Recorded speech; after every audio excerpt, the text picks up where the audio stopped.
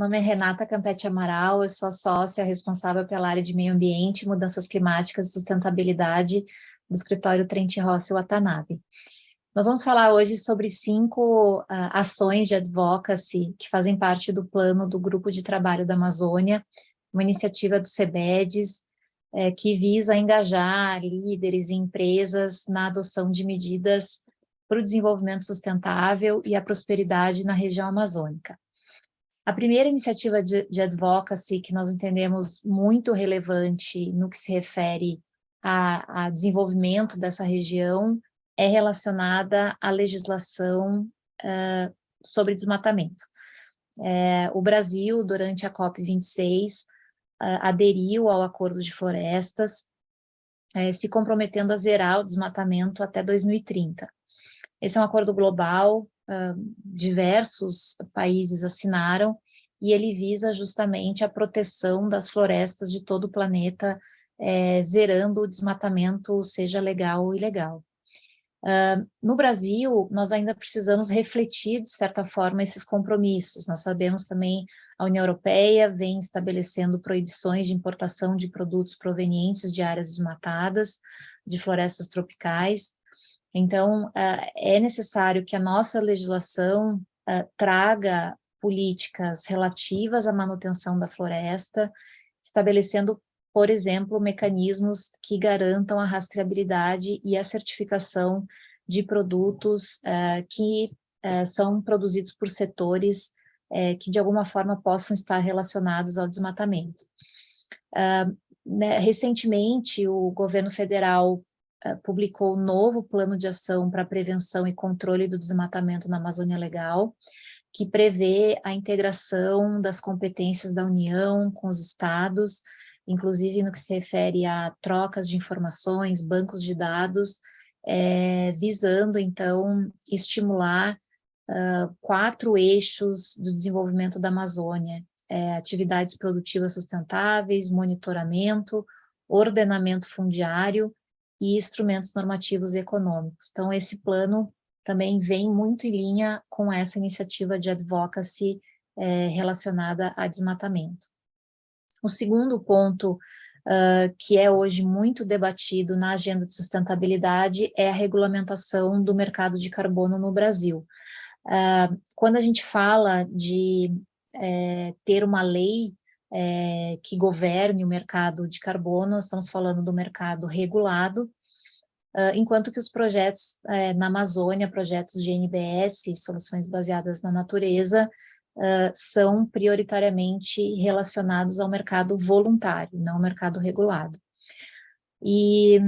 Mas os projetos de lei, hoje nós temos diversos projetos de lei em trâmite no Congresso, temos iniciativas também do governo federal, por meio de seus ministérios. Então, a relevância da discussão sobre o mercado regulado tem um especial aspecto relacionado a esse projeto de desenvolvimento da Amazônia, que é como é que nós vamos estabelecer a interconexão entre o mercado regulado e o mercado voluntário. Então, como é que os créditos do mercado voluntário, gerados, por exemplo, em projetos de NBS, vão poder ser utilizados pelos setores regulados da economia. Então, esse ponto, essa janela, né, essa interconexão entre o mercado regulado e o mercado voluntário é extremamente importante para futuros investimentos, decisões acerca de projetos a serem realizados na região da Amazônia.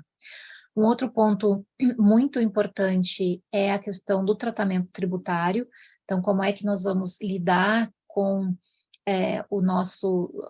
os tributos que serão aplicados aos títulos que representam as reduções de emissões. Aqui, mais uma vez, nós queremos trazer conforto para o investimento, previsibilidade para esses projetos na região, que gerem créditos e que, portanto, precisam ter uma definição sobre o tratamento tributário aplicável. Um terceiro aspecto de advocacy que é bastante relevante para as ações na natureza se refere à integração das comunidades locais na criação e desenvolvimento de projetos de NBS. Nós sabemos que há hoje normas que tratam do consentimento de povos indígenas, quilombolas, comunidades tradicionais, em atividades que se relacionem ao seu território, né? Então, como é que essas comunidades podem participar da tomada de decisões sobre projetos que afetem as suas áreas, mas ainda é necessário que nós tenhamos uma regulamentação mais clara sobre pontos como, por exemplo, a definição dos passos necessários para a obtenção desse consentimento das comunidades e ou das autoridades, quais são como definir, né, os diferentes níveis de autonomia de cada uma dessas comunidades e como isso vai se refletir nesses documentos a serem celebrados, quais são as autoridades responsáveis pela autorização desses projetos. Então, há uma espécie de zona cinzenta que precisa ser endereçada sobre a questão do consentimento das comunidades e até das autoridades brasileiras sobre projetos, em especial, que são realizados em áreas indígenas, onde há territórios de povos indígenas. Um quarto pilar é a questão relacionada ao uso de terras públicas e como que a iniciativa privada pode ter benefícios a partir da realização de projetos em terras públicas. Recentemente, a lei federal que trata do tema sofreu alterações justamente para propiciar que a gestão de florestas públicas possa fazer parte, né, de projetos, inclusive relativos à unidade de conservação,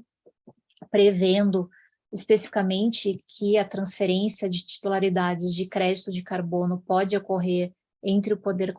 concedente, né, o poder público, e o concessionário, ou seja, o ente privado, mas ainda há uma necessidade de se detalhar como, na prática, isso vai acontecer. Por exemplo, como é que eu vou fazer a alteração dos planos de manejo, como que vai se dar essa discussão no âmbito dos planos de manejo das unidades de conservação, também para que se possa ter um detalhamento melhor dessa sistemática no dia a dia do projeto. E, por fim,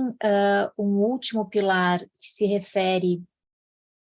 à gestão da cadeia de valor das atividades envolvidas no desenvolvimento da região amazônica, abarcando aqui a política ESG das empresas. Então, há hoje, nós sabemos também uma sofisticação das políticas ESG das empresas, com previsão sobre questões de governança, departamentos que tratam de questões ambientais, sociais, de uma forma conectada, e isso precisa ter um reflexo na nossa regulamentação. Já há a diretiva europeia de 2022 que exige que as empresas relatem de forma bem detalhada informações ESG. O Brasil não tem uma legislação clara sobre o tema, há algumas diretrizes esparsas do Banco Central, da CVM, e algumas iniciativas que tratam da cadeia de valor, como a moratória da soja, mas ainda enfrentamos, né, uma falta de regulamentação sobre as práticas privadas, como que a gente vai ter mais transparência, mais acurácia, governança, e, em especial, como é que nós vamos trazer mais consistência e padronização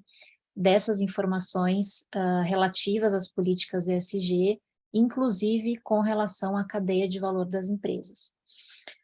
Esses são, então, os 5